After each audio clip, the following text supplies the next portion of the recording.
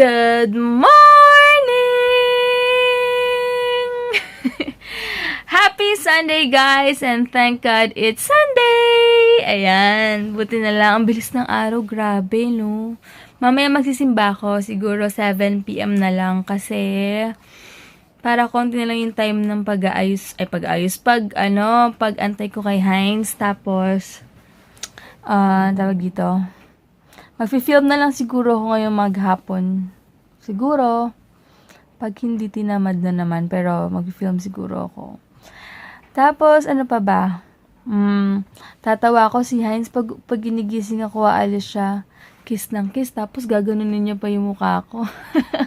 Lalakoin ko nga, may text ko, sabihin ko, naalala ko kanina, ginaganyan-ganyan niya pa yung mukha ko, sabihin ko, di ba naman ako masyadong mahal na mahal niya?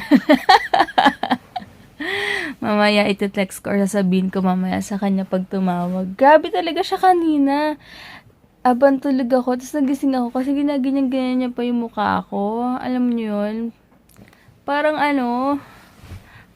isang taon kami hindi nagkita. Kaloka. But anyway, guys, grabe, ang bilis ng araw. Next week, sana may off na si Heinz. Para makapunta na kami sa sa Vibe Wellness. Gusto na rin talaga namin mag-relax kasi ang sakit-sakit na rin ng mga kasukasuan ko. Ang tagal namin nagpapamassage. Kaya sa next week talagang sure na kami. Tapos, ano ba may sasabihin ako sa inyo, guys? Sinakalimutan ko na naman. Ay, ang aga ko pala natulog kahapon kasi nga sobrang pagod. Usually kasi mga 1 or 2 ako natulog kasi may mga kausap ako minsan sa ibang bansa, ganyan. Kaya sila Kenja's mom, sila ate Kenja's mom, yan. Kaya lang, kagabi talaga hindi ko makayanan, super bagal ng internet ko. Buti na lang mabagal ang wifi ko. Kung hindi, magpupuyat na naman ako, hindi healthy, diba? So, yun lang, aga ko natulog kagabi na. Masaya lang ako. And ang sarap patulog, grabe. Ngayon naman, gagawin ko pagkalinis ko, maliligo ako, tapos mag-film na lang ako. Tapos, isa-search ko pa kung anong tawag dun sa taga nag-alarm yung phone ko, 10 o'clock. Isa-search ko pa kung ano yung tawag dun sa pang wavy lang hair. Check ko. Sige guys, ang lakas pala ng ulan ngayon, ewan ko. Narinig niyo ba? Lakas, diba? Sige guys, later na lang. Hi guys, kakatapos ko lang din mag-film ng 3 videos. So, ayan. And, anyway, lipstick ko pala ngayon is from Snowy. Bili sa akin ni Sis Yumi to. Marsala, yung shade niya. Hindi ko alam kung tama yung pag-pronounce ko, pero yun. Sige guys, magpo 4 o'clock na magsisimba ako ng 7 o'clock kasi para konting time na rin yung pag-aantay ko kay Heinz later and di siya makapagsimba baka next week. So, yun lang. And, mag-aayos muna ako ng kalat ko dito kasi nag-film na ako 3 videos, so super excited na ako.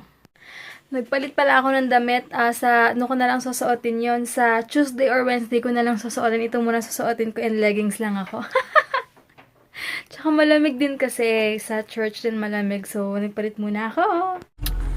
Ayan guys, 4:30 na.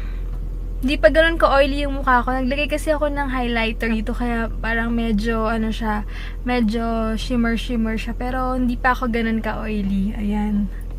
Grabe, kakain mo. Di ko alam kung saan ako kakain. Iniisip ko pa kung sa festival or magpa-project pa ako. So, depende. Ayan guys, tinitesting ko to. Kaya lang parang di ko pa alam kung paano ko siya gagawin kasi kapag sa back camera yung gamit ko, parang hindi siya masyadong kita. Pero gagawin ko ng way yan later dahil gugutom na ako. Mamaya na lang ulit guys and ayos muna ako. Ayan, pupunta muna ako sa Cebuana Lulier. Tignan nyo guys, so lakas ng ulan, sobra. Sa festival na ako kakain, kaloka, lakas ng ulan. Yan, dito na ako ngayon sa park. Yan, dito na ako. Buti may parking pa malapit sa entrance sa basement. Hindi na ako nakapag-project pa. Dito na ako kakain sa taas. Bili muna ako ng Happy Lemon. Umorder ako ng lemon special something tawag nila doon. Ito yung mga price list nila. Nag-blurred.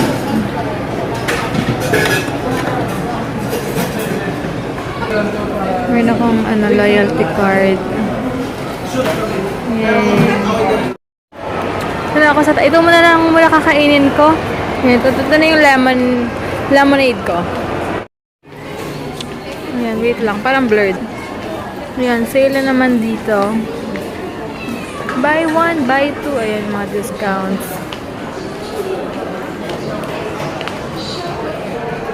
Ayan, may mga 50% off sila. Two-way powder foundation.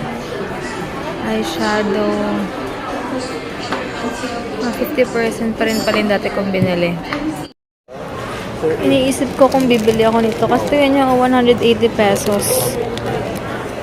Pero siguro worth it naman kasi favorite ko siya. Pero titignan ko kung magkano yung difference ng 180 tsaka itong malaki. Check ko muna kung 200 plus. So kung lang difference, ito na lang bibilin ko. Grabe, 290 na siya. Diba dati 160 lang to? Yung last na bili ko. Alam ko lang bumili pa ako ng isa. Nagtaas na sila. Ka-lurks.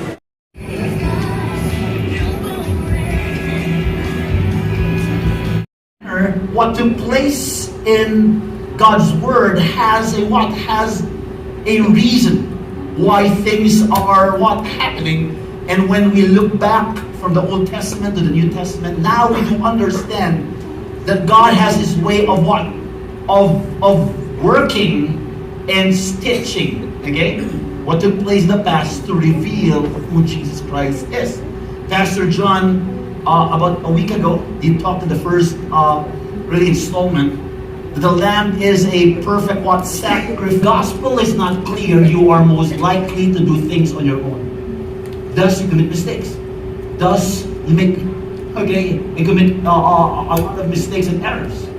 So if something is unclear, the tendency is to always listen to what we think is right. But if you follow the gospel, and the gospel becomes clearer and clearer every single day, and as you are really interface with God and get to know God, the more that He gets clearer, thus you can trust God. And I am telling you right now, if you're here and you've been coming to this gathering for the past few weeks or months, okay, I want you to continue. Because at the end of the day, the more God gets clear and His gospel, the more that you can respond to His love. It is just an issue of clarity. Kaya nga po, every single day is an opportunity to what? To get to know God so that His message becomes clear. Amen? So, and before God spoke His word, even in the Old Testament, God foreknew that man will sin against Him. Thus, there was an elaborate plan. And God created a plan that when you look at it and you look back on what happened in the Old Testament and what happened on the cross, you can and you will appreciate that God loves us so much. How many of you here? You're conditional. And there are things that we don't understand in our lives. But one thing for sure, whether you understand it or not, God is at work in your life. Just continue knowing God and growing your relationship with Him. So I want to encourage all, and all our righteousness are like filthy rags. In the Hebrew culture, a filthy rag is translated as a menstrual flax. I don't have to elaborate on that. Okay, with wings. The point is that no matter how righteous you are, your righteousness is something that is in fact abhorred by the Lord. When Adam and Eve sin against God, they don't have a choice but to start finding ways to get closer to God. And this sacrifice started with Abel and Cain. Eventually Noah, Job, Isaac, Jacob came to the picture just for them to draw closer to God, but in no way. No amount of sacrifice can bring peace to God. In the Old Testament, there was a temporary, see the word temporary, solution. And that is brought to you by the high priest. When you know that, you have a great day. There are days that you don't feel good about yourself. Am I correct? And you feel like God has the same impression. But whether you have a great day or a bad day, in the eyes of God, His love is unconditional. Because He paid our sins once and for all. God's decision was consistent. And I hope that you will realize tonight that what took place in the Old Testament was a picture that there is someone that will come that can suffice all the longings of humanity. That we don't need a high priest, because there is a better high priest that has shown us the way. And as we end this week and start another week, you will be confident enough that you're chosen by God, loved by Him, and His impression of who you are will not change. Let me read right here. Because here, this is something. I can approach God. Yes, you can. Because the great high priest, Jesus Christ, has abolished the law. So you can access the Father. And the Bible is very, very clear. If you don't believe, if you don't believe, it is written in the same book, chapter 4, verse 14. Same chapter. We have a great high priest who has passed through the heavens. Jesus, the Son of God. Let us hold fast our confession. We have a high priest. And there's a reason why you can access God. You can come to Him. You can approach Him.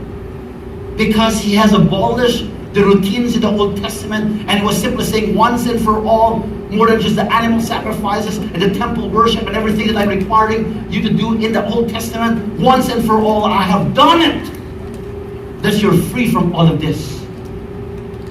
And thus, that this is going to change the way you look at your life. To trust in your own good works. Because the high priest, the perfect high priest, who has mediated you and represented you to the Father, has paved the way. That your righteousness is not the basis of your confidence. Let me say that once again. That your righteousness is not the basis. Mabait kasi ako. Mabuting anak kasi ako. That is not, and that is no longer the basis of how you will be accepted by God.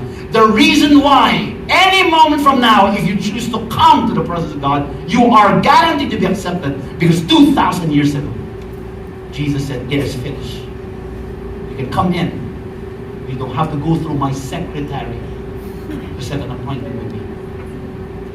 I was reminded of my son. My kids are very, very confident approaching me. Even at times, and have to correct them. They don't advise when they go inside the room. They'll just slam the door and look for me. My other son, great high priest, has paid the bill and has given you the full access to approach the Father. And this is why it wasn't condemnation. That's the reason why it's important that you have to expose yourself to the Word of God, because the Bible says the forgiveness of God is permanent and eternal. It doesn't change His mind. Sinners offer sacrifices for their own sins. Jesus Christ was holy. In fact, He was not only the high priest, He was the offering. Christ sacrificed for all. Offered sacrificial animals. Offered up Himself on our behalf. Because Christ did it. Some of you here, Pastor, pagdasal mo naman ako. I have nothing against it. Malakas ka kasi kay Lord eh. Ganon kayo. Kami, ganon. You're getting it all wrong. A lot of you here, I can feel the Spirit. You have accepted the lie of the devil. That you're satisfied with your life. And if you were to be asked by someone, what do you want? Ang sagot po natin, simple lang. You're getting it all wrong. You're missing the point. Because you feel like you are just an employee of God. So every morning as you enter the presence of God, because you are an employee, that makes God your employer. Some of you here, you're living like a slave. That you're having a hard time. Do I have to approach God right now because I feel like God is a bit moody? You talk to his secretary, okay ba si Lord ngayon? Is he in the good mood? God is never moody, he's consistent. Because what he did 2,000 years ago was pretty clear. He said, it is finished. We don't have to add to what he did. So if you don't believe that, the problem is not with God, the problem is with you. You have to be exposed to God's word.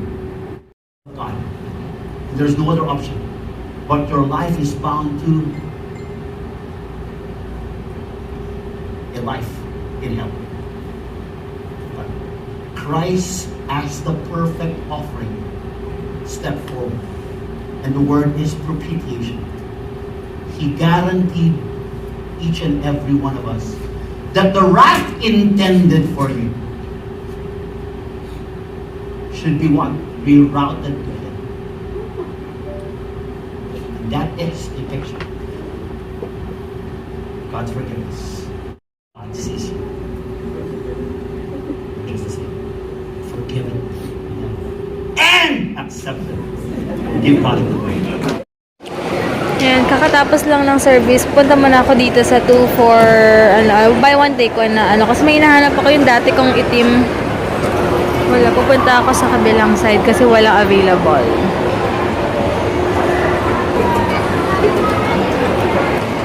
O, 8:30 na, hindi ko alam kung ano oras magsasara tong mall. Pero konti na lang tao. Baka hanggang ngayon lang sila. Ito rin maraming sale, oh. Yun, if ever, dito ko nalang antayin si Heinz siguro sa Krispy Kreme na lang.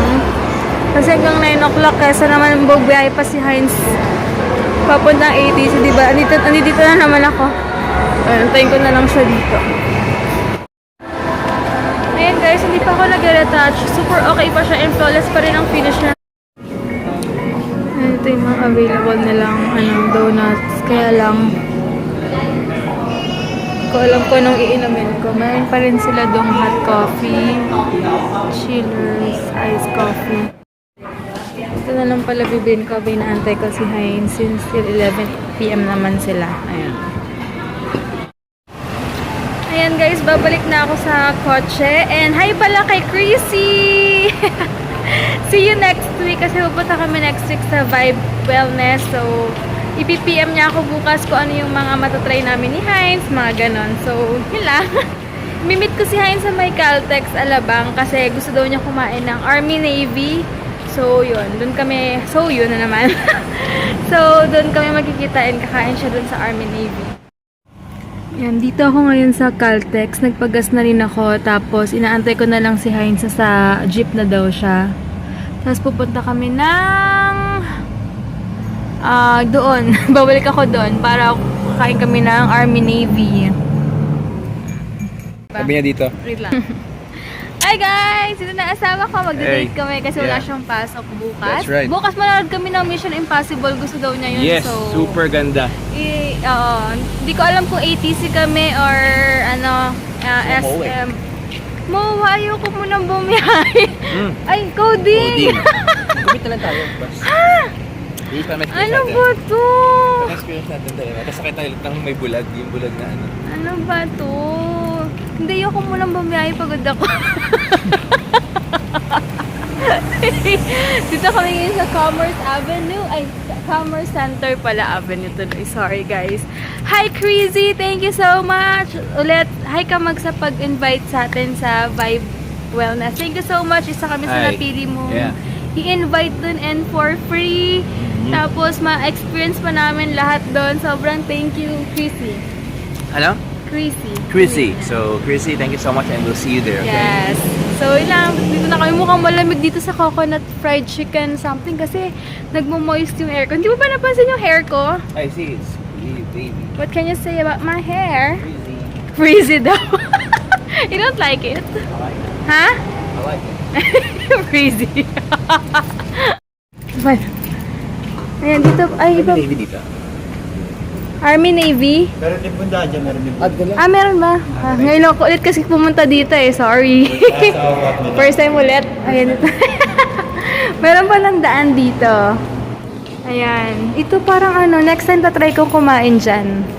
Yung ano nila, wings nila or something. Ay, ito pala. Sorry, kuya.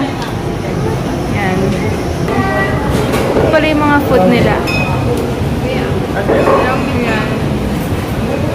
Kay Heinz for sure burritos siya. Busog ako eh kasi kumain akong dalawang ano kanina. Pizza ba yun? Order ka lang. Gusto mo? Price na lang ganisa kaya lang busog na talaga ako. Burrito ka? Sige.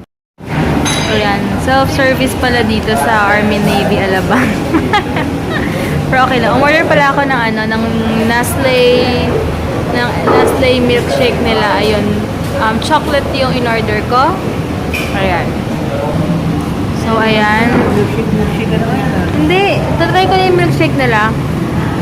Man natin. Try namin yung milkshake. Yung pala ko na i-retouch. Oily lang yung medyo nose ko pero dito wala masyado. Hindi siya masyadong oily. So maganda yung foundation. Anong lasa? Awesome. Ha? Awesome.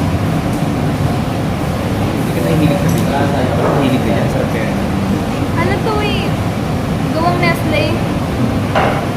Ice cream na ginawang shake. Hindi naman talaga lang na milkshake eh. Diba ha? Hindi na lang yan. Masarap. Sobra.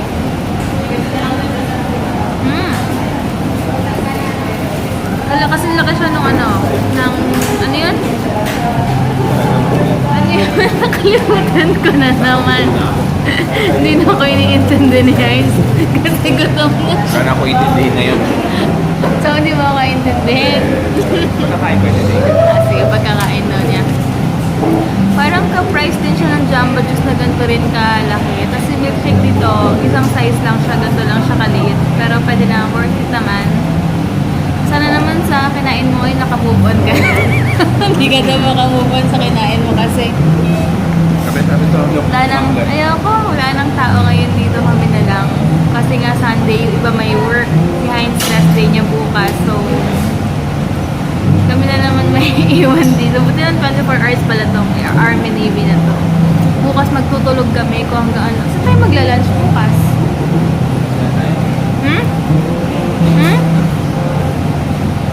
It's either ATC or SM kami magla-lunch na lang bukas. Manonood kami ng, alamin ko mo yung schedule ng Mission Impossible.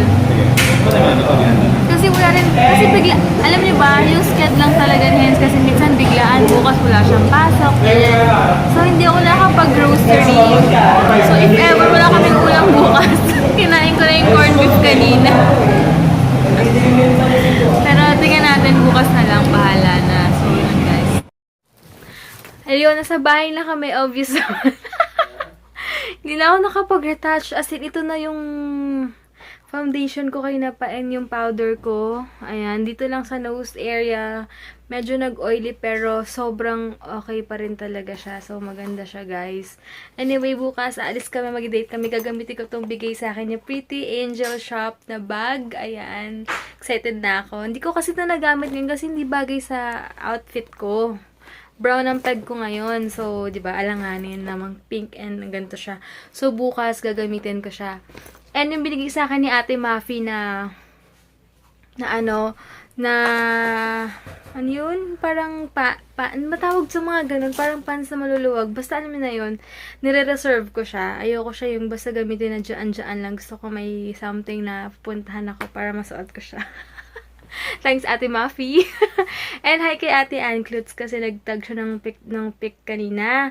Pic namin dahil nga, 1 year na pala yung last, meet and greet, parang meet up something nung mga vlogger. Sabi namin, pag pag nanganak na siya, bibistahin namin siya, nila Abby or kung sino man. Basta pupunta kami sa bahay nila. Tapos, mag-aalaga daw kami kay Baby Ju. So, yun lang guys. And end ko na yung vlog ko. End na namin yung vlog namin guys. Wait lang. Or ko na agad. Sige, end na namin yung vlog. Yeah guys, good night. So, it's time to rest. Bukas na lang. Off na. Iinisip ko yung sarili ko, mag-a-alarm ako. Hello? Mamaya, para, Ganun lang. Sige guys, bukas na lang. Bye. Bye guys. Bakit? Kinat ko na. Time, sige. Ano ang sabi mo? Time for some husband duties. Ito. Bye guys.